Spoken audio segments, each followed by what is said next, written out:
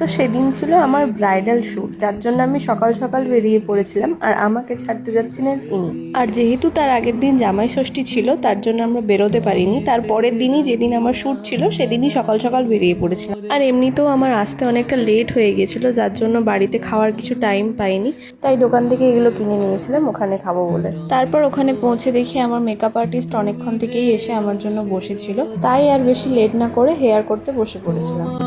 মাধুরী তোমার মদিরা করে মোরে দিশাহারা।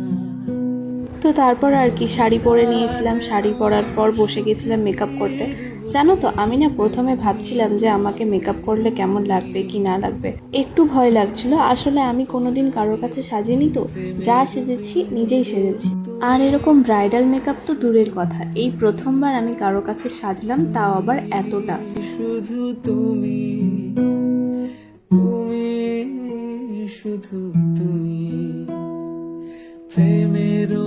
তারপর শোনো, আমি সকালবেলায় যে কেকগুলো কিনে নিয়ে এসেছিলাম সেগুলো না খাওয়ার টাইমই পাইনি। তো লাঞ্চের টাইম হয়ে গিয়েছিল, প্রচণ্ড খিদে পাচ্ছিল, তাই খেতে বসে পড়েছিলাম। আর এদিকে আমার হাফ মেকআপ প্রায় হয়েই এসেছিল। আর জানো তো আমিই সবার শেষে রেডি হয়েছিলাম। আসলে কি বলো তো, ফার্স্টের দিকটাতে অনেকটা টাইম ছিল বলে আমরা ইচ্ছে করেই অনেকটা আস্তে আস্তে কাজ করছিলাম, যার জন্য শেষের দিকে এসে আর টাইম পাইনি, তাড়াহুড়ো করতে হয়েছে।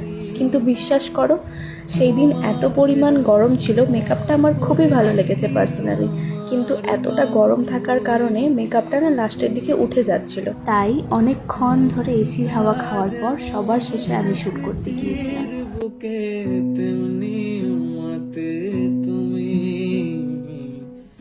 আমার পরাণে প্রেমের বিন্দু তুমি শুধু তুমি।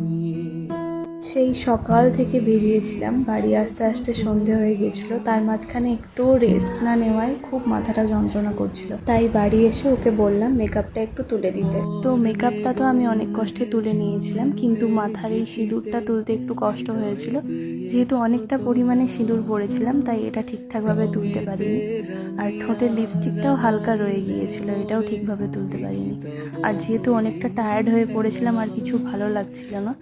যাই হোক, এবার আমি রেস্ট নেব। আর তোমরা তো দেখলেই পুরো ভিডিওটা, আমাকে কেমন লাগছে অবশ্যই জানিও। তো চলো আজকের মতন টাটা।